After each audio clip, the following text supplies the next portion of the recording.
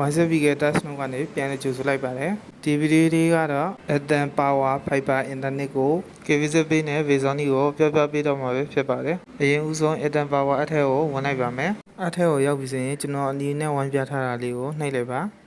အဲ့လိုဆိုရင်ဒီစာမျက်နှာလေးကိုရောက်ပါလိမ့်မယ်ဒုတိယတစ်ခါအနီးနဲ့ဝိုင်းပြထားတာလေးကိုမှတ်ထားရမှာပဲဖြစ်ပါတယ်ပြီးရင် KB ထက်ကိုဝင်လိုက်ပါဒီစာမျက်နှာရောက်ရင်တော့ Bank Account အောက်ကပေးဆောင်ခြင်းဆိုတာကိုနှိပ်လိုက်ပါ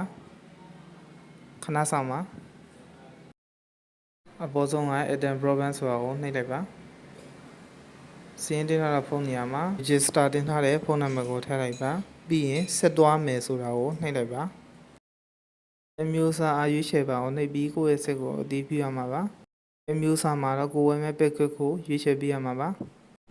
packet တွေကတော့အများကြီးမှအများကြီးပါပဲကျွန်တော်ကတော့20မှတ်ရက်30ကိုရွေးလိုက်ပါမယ်စုစုပေါင်း3200ကျပါမယ်ပေးဆောင်မယ်ဆိုတာလေးကိုနှိပ်လိုက်ပါပြီးရင်ငွေပေးချေဖို့အတွက်ကိုယ့်ရဲ့ password ကိုရိုက်ထည့်ပေးရပါမယ်ဒါဆိုရင်တော့ငွေပေးချေမှုအောင်မြင်စွာပြီးဆုံးသွားပြီပဲဖြစ်ပါတယ်ကျွန်တော်ရဲ့ channel လေးမှာနည်းပညာနဲ့ပတ်သက်တဲ့ဗီဒီယိုတွေကိုအမြဲတင်ပေးသွားမှာဖြစ်လို့ channel လေးကို like subscribe လုပ်ပေးခဲ့ကြပါဦး